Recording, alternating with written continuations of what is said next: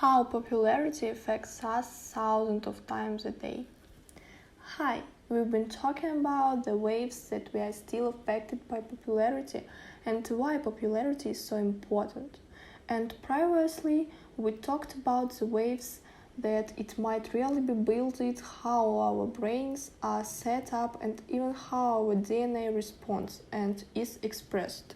But I want to move on by talking a little bit about how popularity is affecting each and every one of us actually thousands of times a day. Specifically, we are going to talk about how your experience with popularity when you were young affect a lot of the ways that we think about our social experiences. But before we do that, I'd like for you to watch this video. Just watch the video and you are going to be asked to say a little bit about what you saw in the video. So watch carefully. So what we are going to talk about now has been studied by psychologists for many years, and this referred to a social information processing. Nikki Crick and Ken Dodge were among the first to develop a model. It's really a way of talking every single social experience you have and zooming it down into super slow mode. So if you were to try and think about all of the tiny little unconscious processes that are happening between the moment that you see something and the moment that you respond, you would divide them up into a few different steps. So the first thing that happens is that there's an event. This could be a big event like someone breaks up with you, or it could be a tiny little event like you're walking through a crowd and someone nods at you. Very subtle. It turns out that in order for us to respond to that event, there are many little steps that happen, and the first one is whether or not we encode that event. So, for instance, if you were walking through a crowd and someone nodded at you, you might not even notice it. You might be looking at somebody else, or you might be looking at your phone, answering emails, or you might be assuming that no one is interested in looking at you. So you don't really even attend to what happens. It's very common for professors to talk about teaching in their class, and rather than notice all the students that are looking at them and kind of nodding, that really tends to focus on just those students that are looking down and clearly are doing Facebook while they're lecturing. And that's a really great example of cue encoding, the idea that they tend to even just notice some things more than others and actually don't even see the other things in their visual field at all. Well, once we see something, once we've encoded something and we've said that our brain has brought it to some attention to us, then we have to interpret what it is that we've seen or heard or felt. And we call that cue interpretation. And there are many different ways that we might interpret what it is that we've just encoded. And we'll talk about that more in just a second. Well, after we've interpreted something, then again, really fast, unconsciously, we don't even realize that we are doing it. We then decide what is our goal and what are we hoping to achieve in this particular situation. And that becomes an important step called goal clarification. Once we have a goal, we come up with a variety of possible things that we could do to respond. We select one of those responses. Again, super fast. We are not even aware we are doing it, and then we follow through on that with response in attempt. So, in other words, we decided to act out what it is that we say, that we throw rather that we wanted to do.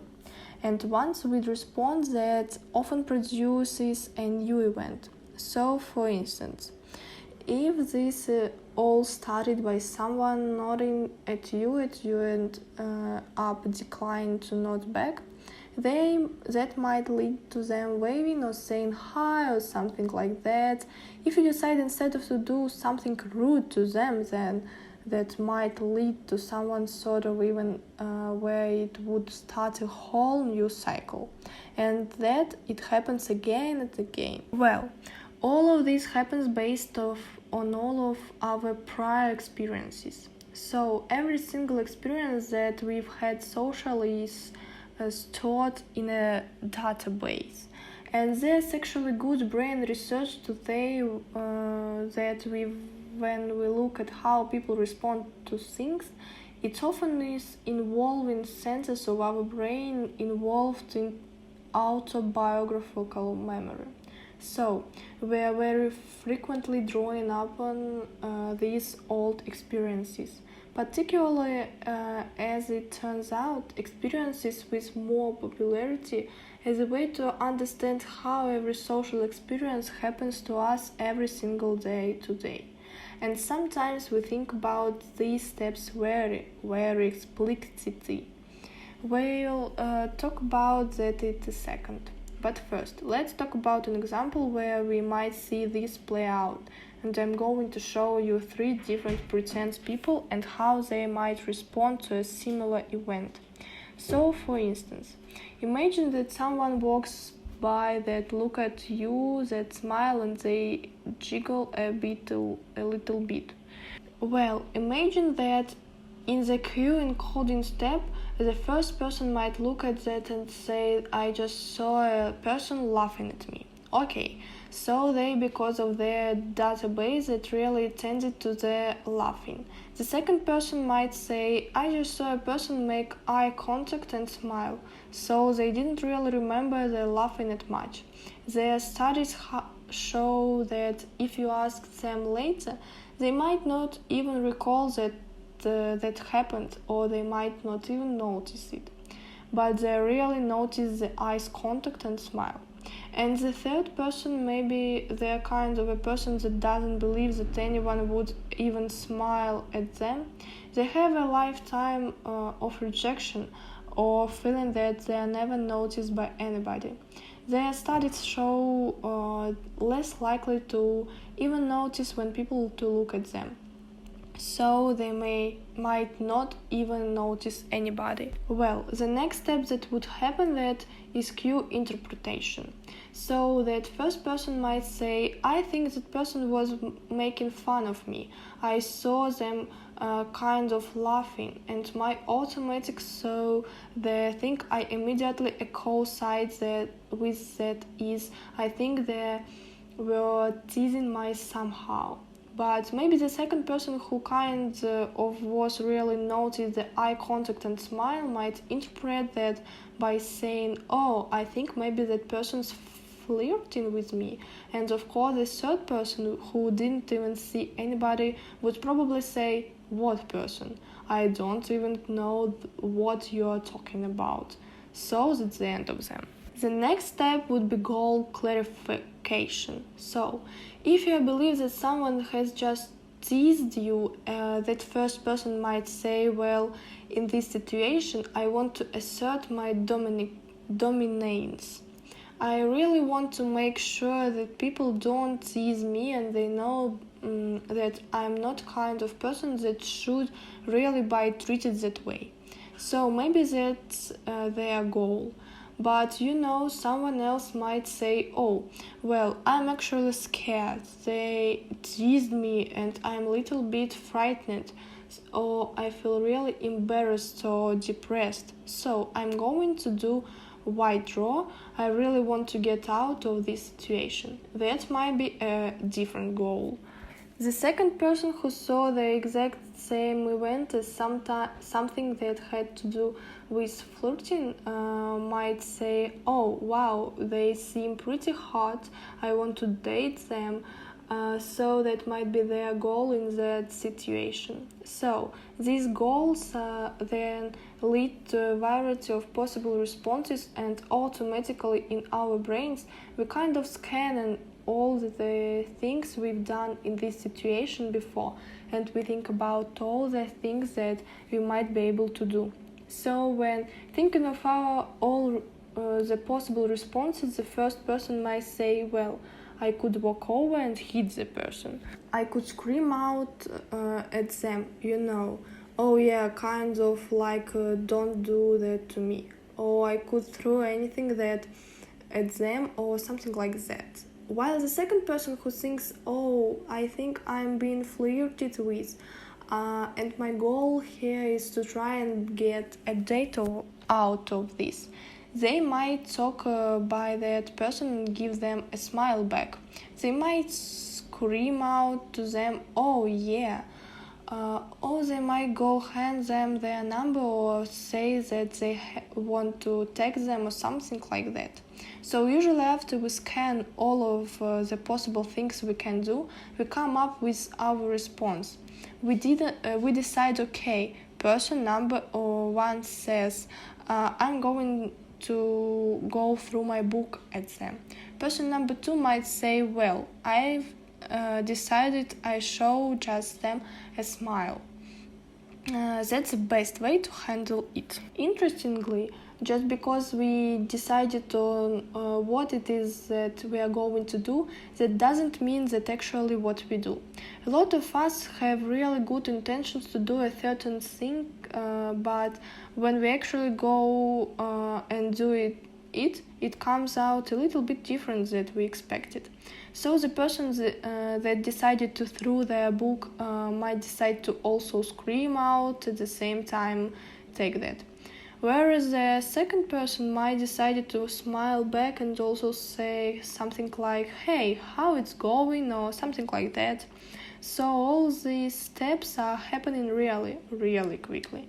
And what's interesting is that the reason why all these things occur because of the experiences we've had before, and specifically the experiences we had with the popularity.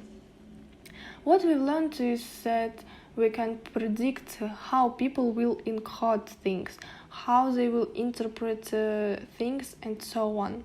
What goals they make and what responses they consider, select, and then act, all based on how popular they were as younger kids.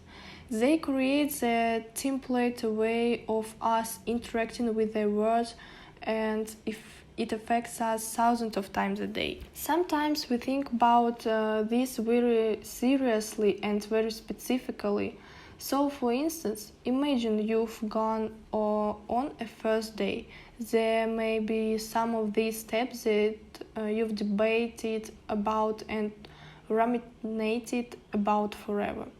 What did they mean by the text, and does that mean they like me or they don't like me, and what should I do? Should I say that back? Should I put a little emotion? Or does them seem I'm trying to do hard? All these waves that we think very specifically about these steps and even obsess over it sometimes, and what shows us that we really are engaging in these steps. But remember, most of the time it's happening automatically without us even realizing them. So here is an example. Before I ask you to watch a little video. The video had a box, and around the box there were 3 circles of different colors.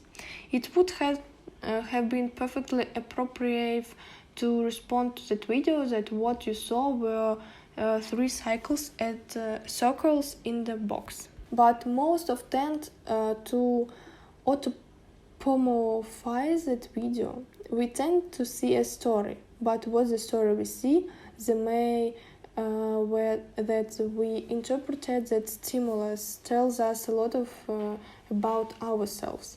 I have shown this video to many people over the years, and I want to give you a few examples of the ways that people will vary that where they ask to do the exact things that I just asked you to do. Watch the video and just say what you saw. So, for instance, Some people will say in a more neutral way that they saw the red circle originally in the lead and the blue circle followed. Then red takes green, who followed and even gained the lead. Blue was very far behind and was left out of entering the square about the door closed before he got there. For instance, another person said red and blue circles went around the big circle once. They stopped, they picked up the green circle, and 3 circles went around the main circle once. Finally, red and green entered and closed the door. These are pretty natural responses. Look how this contrasts with Fox and that said something that indicates maybe a low level of aggression. What they said was the blue circle forced its way into the box, bounced around for a few seconds around the red and green circles. Red and green ran out and closed the entrance on blue. Or their blue circles tries to make others include him. He broke into the square and moved towards them. He threw himself against the sides of the square near where they are standing. The other circles didn't join him. They left the square.